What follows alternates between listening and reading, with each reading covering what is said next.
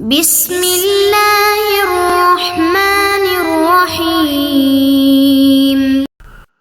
بسم اللہ الرحمن الرحیم الحمد للہ والصلاة علی اہلہا۔ عزیز طلبہ السلام علیکم ورحمۃ اللہ وبرکاتہ۔ شرح العلوم اول کتاب الصلاۃ درس نمبر 366 میں چند مشہور مستحب غسلوں کا بیان ہوگا۔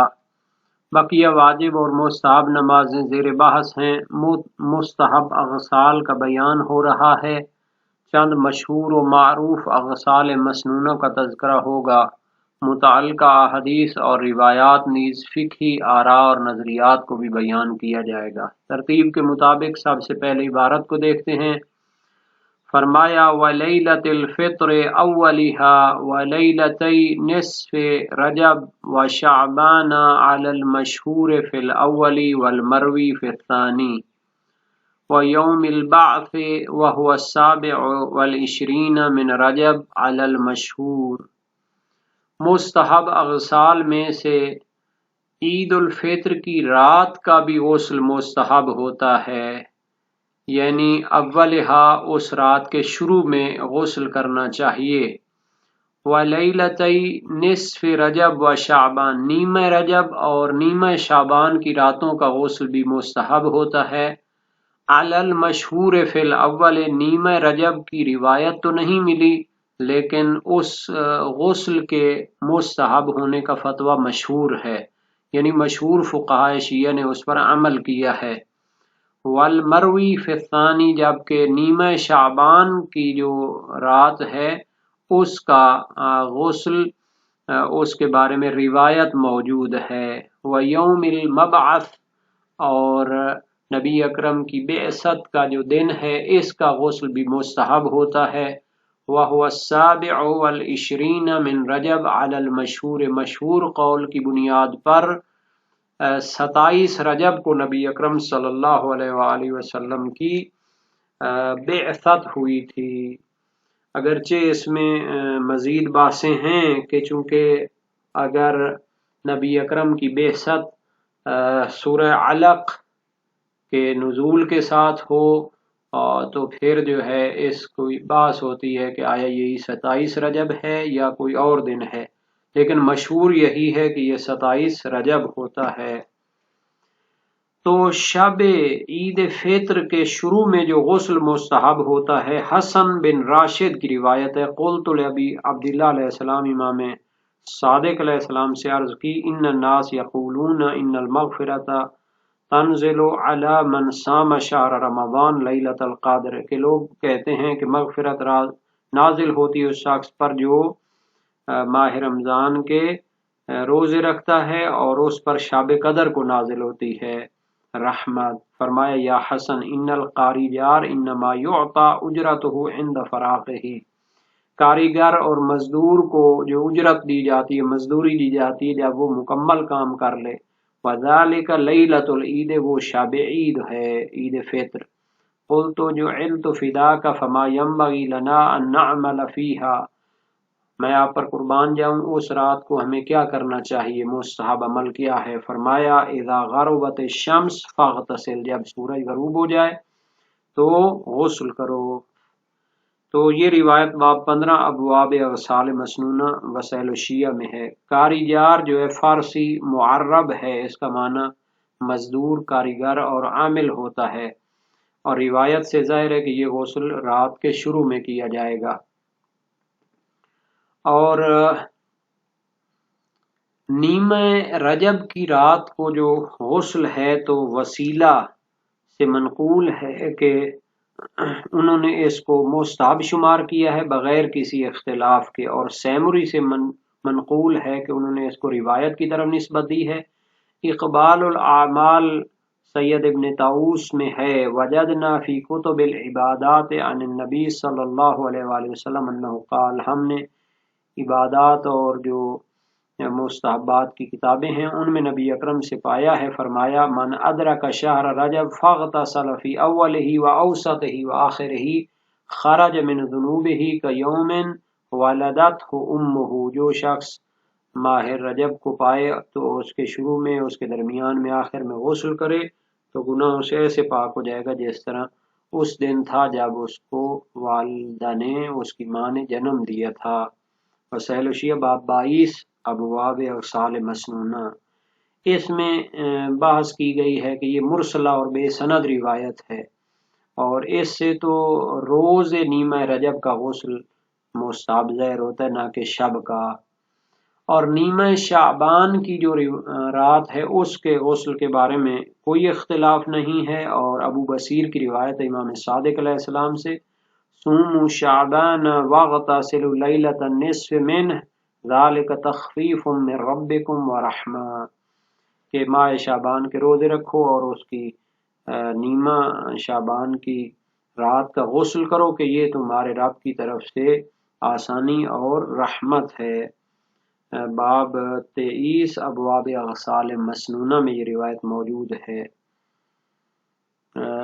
15 شعبان کو امام زمانہ حجت قائم منتظر کی ولادت بھی ہے، تو اس حوالے سے بہت زیادہ اس میں مومنین اس کو مناتے ہیں، اس کی بہت قدر ہے، تمام مسلمان اس کو مختلف عناوین سے عزت اور احترام کے قائل ہیں۔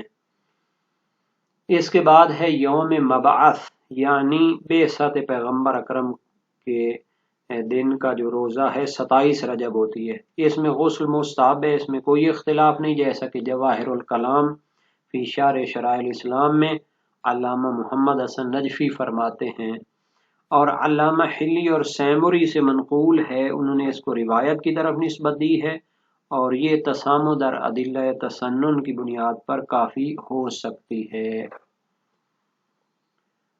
جہاں تک یہ مشہور کی طرف نسبت دی ہے تو یہ اس استحباب کے حکم کی قید ہے، چونکہ اس کے بارے میں شہید کے پاس کوئی روایت نہیں تھی، تو اس لیے اس کو مشہور قول قرار دیا ہے۔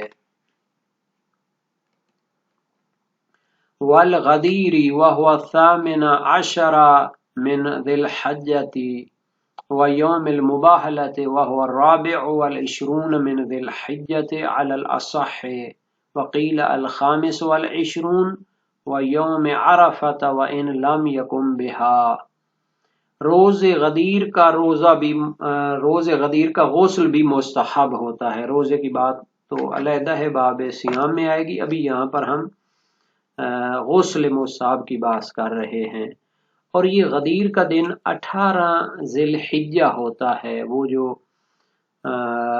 حج والے مہینہ ہے، تو اس میں 18 ذی الحجہ کو یہ جو غدیر کا دن ہوتا ہے، اس میں نبی اکرم صلی اللہ علیہ وآلہ وسلم نے اپنے تمام اصحاب کو جو حج کے موقع پر ان کے ساتھ تھے غدیر کے مقام پر جمع کیا، اور پلانوں کا ممبر بنا کے اس پر آپ نے خطبہ دیا اور امام علی علیہ السلام کی ولایت کا اعلان فرمایا تھا۔ سینکڑوں اصحاب پیغمبر نے اس روایت کو نقل کیا ہے، اور متواتر روایات میں سے، یعنی جس کے نقل ہونے پر یقین ہے، جس کے صادر ہونے پر یقین ہے۔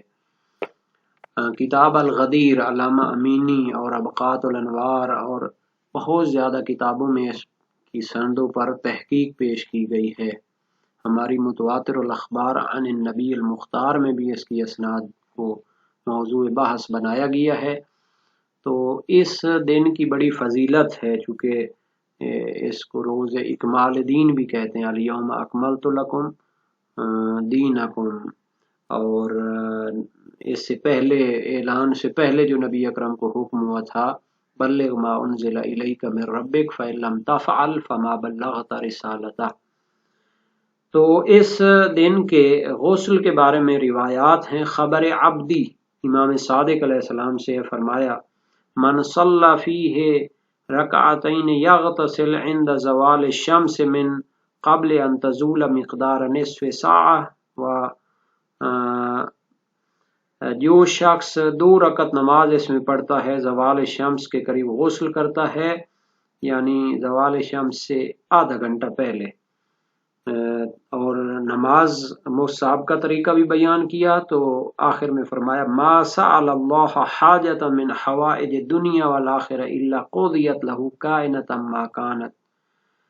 تو غسل کرے اور نماز پڑھے مستحب جو ہے، تو پھر اللہ سے جو بھی دنیا اور آخرت کی حاجت اور ضرورت سوال کرے گا تو اللہ تعالیٰ اس کو قبول فرمائے گا، جتنی بھی جو بھی اس کی حاجت ہو.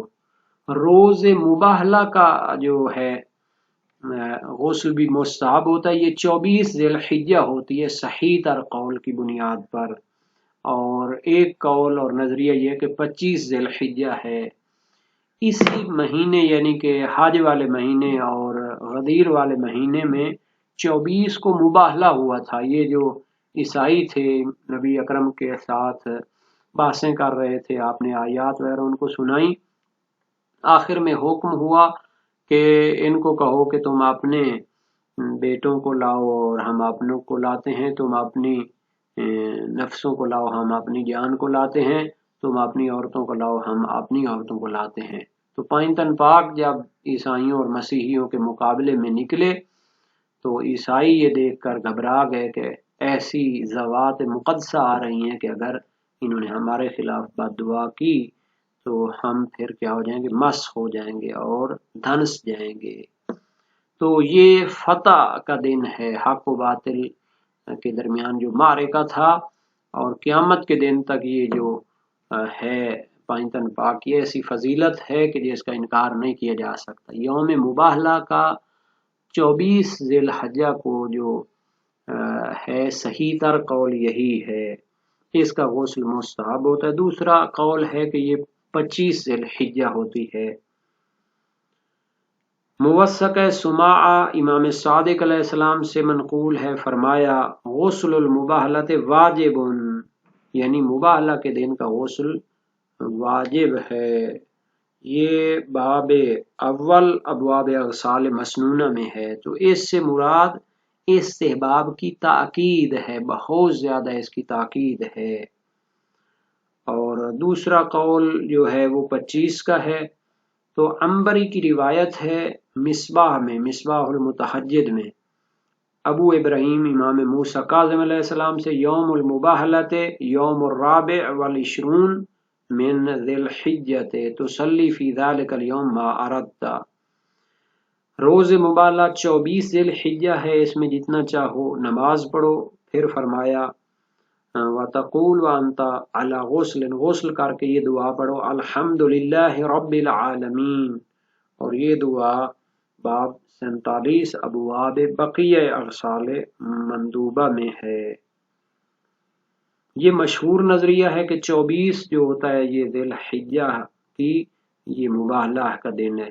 ابن طاؤس نے اسے اقبال الاعمال میں اصح روایات کی طرف نسبت دی ہے، اور ایک قول منقول ہے 27 کا بھی اور دوسرا ہے 21 کا، جبکہ محقق ہلی معتبر میں 25 کو یوم مباہلہ قرار دیتے ہیں. تو بہرحال یہ اختلاف وغیرہ رہتے ہیں.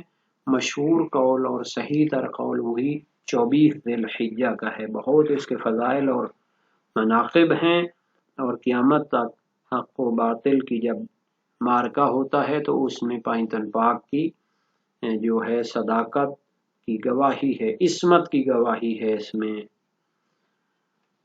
وَيَوْمِ عَرَفَةَ وَإِنْ لَمْ يَكُنْ بِهَا، روز عرفہ کا غسل کرنا بھی مستحب ہے اگرچہ یہ عرفہ میں موجود نہ ہو. اس میں کوئی اختلاف نہیں ہے، روایات بھی اس پر دلالت کرتی ہیں. صحیح عبداللہ بن سنان کوفی جلیل القدر وزیر مشیر اپنے دور میں شخصیت تھے، پرسنالٹی تھے، امام صادق علیہ السلام سے روایت کی الغسل من الجنابۃ و یوم الجمعۃ و یوم الفطر و یوم الاضحیٰ و یوم عرفۃ عند زوال الشمس. غسل جنابت اور غسل جمعہ، غسل روز فطر، عید فطر اور عید قربان اور روز عرفہ کا جو ہوتا ہے یہ مستحب ہوتا ہے، اس کی تاکید ہے اگرچہ کہ وہ عرفات میں موجود نہ ہو. تو اس کی دلیل کیا ہے؟ عبد الرحمن بن سیابہ کی روایت ہے، امام صادق علیہ السلام سے سوال کیا روز عرفہ کے غسل کے بارے میں جو دوسرے علاقوں میں موجود ہوتا ہے، فرمایا اغتسل اینما کنت، جہاں بھی ہو اس کا غسل کرو۔ وَنَیروز الفروس، اور فارسیوں کا جو نوروز ہوتا ہے اس کا بھی غسل مستحب ہے۔ والمشہور الآن انه یوم نزول الشمس فی الحمل وهو الاعتدال الربیعی۔ اب شہید ثانی فرماتے ہیں اب مشہور یہ ہے کہ یہ وہ دن ہے جس میں سورج برج حمل میں پہنچتا ہے، اور یہ اعتدال ربیعی بہار کی ابتدا ہوتی ہے اور اس کا معتدل دن ہوتا ہے۔ اس کے بارے میں مشہور بین المتاخرین یہی ہے، جیسا کہ جواہر الکلام میں موجود ہے، اور اس کے لیے معل بن خنیس شہید ولایت کی روایت ہے، بہت زیادہ مدح اس کی گئی ہے، اور یہ امام صادق علیہ السلام کے خصوصی شخصیت تھے، اور یہ آپ کی زندگی میں شہید ہوئے تھے۔ علم رجال کی کتابوں میں اس کی تفصیل موجود ہے، جیسا کہ اب رجال ابو عمرو کشی اور کتاب الممدوحین والمقدوحین میں اس کی تفصیل دیکھی جا سکتی ہے، اردو زبان میں ہے۔ اس کی روایت امام صادق علیہ السلام سے ہے جو مصباح المتحجد اور اس کے مختصر میں بھی منقول ہے۔ اذا کان یوم النیروز فاغتسل، جب نوروز کا دن ہو تو اس کا غسل کرو۔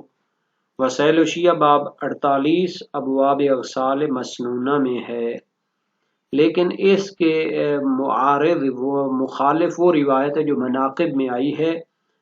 حکی ان المنصور تقدم الی موسیٰ بن جعفر، منصور دوانی کی امام موسیٰ کاظم علیہ السلام کے پاس آیا، الی الجلوس للتہنیۃ فی یوم نیروز وقبض ما یحمل الیہ فقال انی فتشت الاخبار عن جد رسول اللہ صلی اللہ علیہ وسلم فلم اجد لهذا العید خبرا۔ تو وہ اس دن امام کے پاس مبارکی کے لیے آیا تھا، اور جو کچھ اس کی طرف لایا جاتا مثلا ہدایہ وغیرہ اس کو قبول کرنے کے لیے، تو امام نے فرمایا میں نے اپنے نانا رسول اکرم کی اخبار کی تحقیق کی ہے تو مجھے اس عید کی کوئی روایت نہیں ملی۔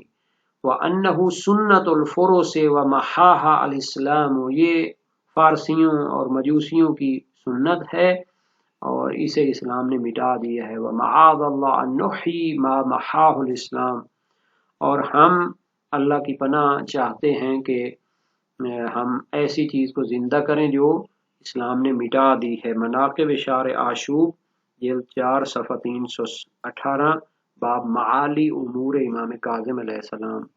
اس کا تو ترجمہ مجموع الفضائل کے نام سے ادیب اعظم نے کیا ہوا ہے۔ دعائم الاسلام میں بھی امام امیر المومنین سے روایت ہے انہو اہدی الیہ الفالوذج، نوروز کے دن آپ کو فالودہ ہدیہ کیا گیا، فرمایا ما ھذا، کیا ہے؟ قالوا یوم نیروز، یوم نوروز ہے۔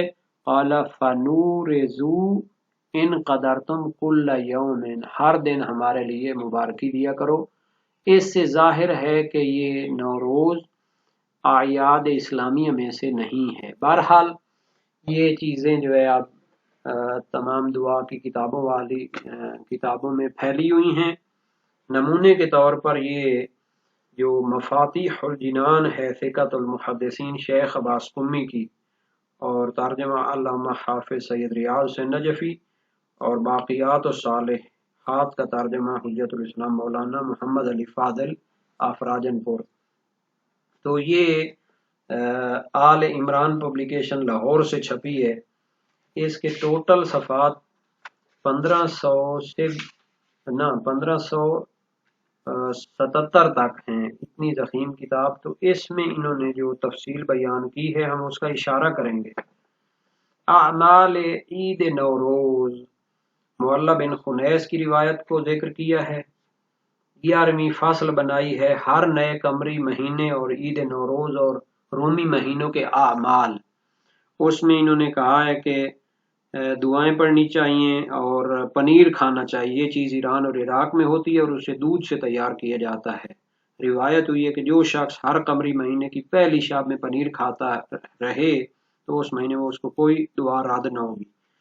اور اس میں یہ نوروز کی اعمال، نمازیں، دعائیں اور رومی مہینوں کے اعمال بھی تفصیل کے ساتھ بیان کیے ہیں۔ یہ صفحہ نمبر 585 سے لے کر 591 تک پھیلی ہوئی ہیں یہ چیزیں۔ اب اس پر ہم یہاں پر فقط اشارہ ہی کر سکتے تھے۔ اور ادھر جو ہے روایات دو طرف کی ہیں، تو یہ زیادہ تر معل بن خنیس کی روایت پہ اعتماد کیا جاتا ہے۔ اس کے بعد احرام کا غسل للحج یا بالعمرہ، چاہے حج کا احرام باندھا ہو یا عمرہ کا احرام باندھا ہو۔ والطواف واجبا کان ام ندبا، اور غسل طواف ہے چاہے طواف واجب ہو یا مستحب ہو۔ وزیارت احد المعصومین، اور معصومین کی زیارت کا غسل بھی مستحب ہوتا ہے۔ تو ان پر انشاءاللہ بعد میں بھی کچھ گفتگو کی جائے گی۔